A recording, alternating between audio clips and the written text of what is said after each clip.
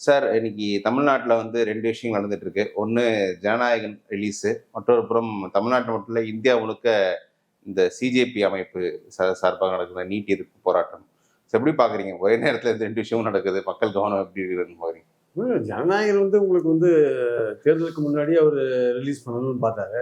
ம். அது பல விதமான சென்சார் ப்ராப்ளத்தில் மாற்றின்றதுனால அது வெளியில் வரல. ஆக்சுவலாக ம். அது மத்திய அரசுடைய சென்சார் போர்டு அவங்க தான் அதை டிலே பண்ணாங்க.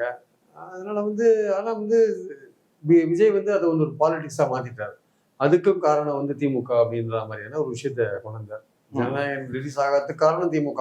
இது மத்திய அரசுடைய சென்சார் போர்டு அவங்க தான் இதை பண்ணணும் அப்படின்ற விஷயங்கள்லாம் கம்ப்ளீட்டாக பின்னுக்கு தள்ளிட்டு எப்படி கரூர் சம்பவத்தை திமுக தான் காரணம் அப்படின்னு ஒரு விஷயத்த கொண்டு வந்தாரோ, அதே மாதிரி ஜனநாயகம் ரிலீஸ் ஆகிறதுக்கு திமுக தான் காரணம் அப்படின்ற ஒரு விஷயத்த தேர்தலுக்கு முன்னாடி பல விஷயங்கள் சொன்னதை திமுக சரியாவே மறுக்கல. ஆக்சுவலா அது திமுகவுடைய பலவீனம். ஆக்சுவலா அதுல ஜனநாயகனும் ஒண்ணு.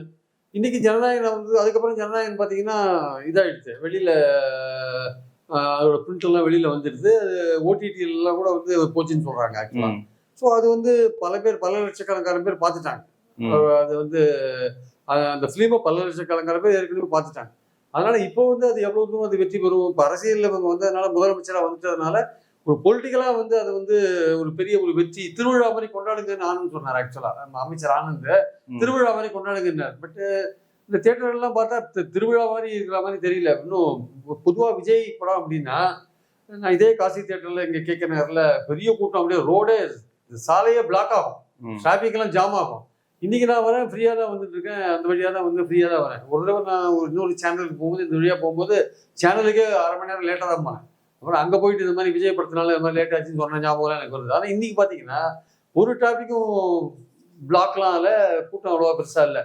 ப்ராபபிலி எல்லாருமே ஜனநாயகன் பார்த்துருப்பாங்கன்னு நினைக்கிறேன். ப்ராபபிலி இப்போ அவர் அரசியலுக்கு வந்ததுனால அரசியல் ரீதியா மக்கள் ஒரு படத்துக்கு போறதை யோசிக்கிறாங்களோன்ற மாதிரியான ஒரு எண்ணமும் தோணுது. ஆக்சுவலா